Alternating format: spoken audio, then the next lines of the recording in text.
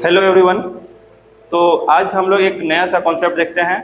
ये है multiple angle का कॉन्सेप्ट। ये जब आप कोई भी sine 3 theta, cos 3 theta, tan 3 theta, जब एंगल आपका गिवन रहेगा और उसका वैल्यू फाइंड आउट करना होता है तो उसका क्या फॉर्मूला होता है, उस पर कैसा क्वेश्चन पूछा जाता है, आइए उसको हम लोग सॉल्व करते हैं। तो ये हमारा कॉन्सेप्ट है कि साइन 3 थीटा इक्वल टू होता है 4 sine theta into sine 60 minus theta into sine 60 plus theta. और यहाँ पे जो थीटा जो हमारा काम कर रहा है वो एक्यूट एंगल का काम कर रहा है, ठीक है। तो सर इसका जो साइन 3 थीटा का फॉर्मूला तो ये होता है, बट क्वेश्चन एग्जाम में कैसे आते हैं सर, उसका हम लोग आइए चर्चा करते हैं। तो साइन 3 थीटा इक्वल टू होता है 4 sine theta into sine 60 minus theta into sine 60 plus theta.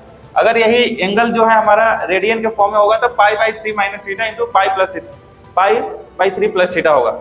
एक आपका माइनस में रहेगा, एक आपका प्लस में रहेगा। क्वेश्चन है find the value of sine theta into sine 10 degree into sine 15 degree या इंटू साइन 70 डिग्री। तो हम लोग देख रहे हैं इसको अगर कन्वर्ट करेंगे तो सर यहाँ पे जो है का क्या कर रहा है, ये 10 डिग्री है, मतलब थीटा यहाँ पे क्या हो रहा है, थीटा यहाँ पे लाइक कर रहा है 10 डिग्री। थीटा का वैल्यू कितना दे रहा है, 10 डिग्री। तो क्या हम यहाँ से नहीं लिख सकते हैं, अगर यहाँ से हम 4 को इधर ले आएंगे तो क्या हो जाएगा 1/4 साइन 3 थीटा, यही होगा। क्योंकि ये 4 यहाँ से हटा देंगे तो ये कहाँ आ जाएगा, डिवाइड में आ जाएगा।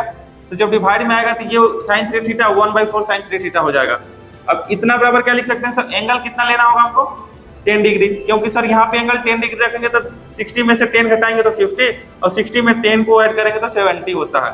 ये हो जाएगा 1/4 साइन 3 इंटू 10 डिग्री। अब क्या हो जाएगा, ये हो जाएगा 1/4 साइन 30 डिग्री।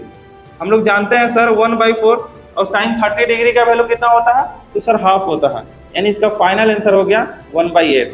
बस इतना ही करना है। तो इस टाइप का क्वेश्चन जो भी होता है आपको फॉर्मूला याद रखना है। कॉन्सेप्ट यही है कि साइन 3 थीटा होता है जो होता है 4 sine theta into sine 60 minus theta into sine 60 plus theta. उस पर बेस्ट थोड़ा सा टर्न करके भी दे सकता है। अब इसमें कुछ और अगला टर्म जोड़ देगा। तो कॉन्सेप्ट यही है, इसी पर आपको क्वेश्चन सॉल्व करना है। Thank you.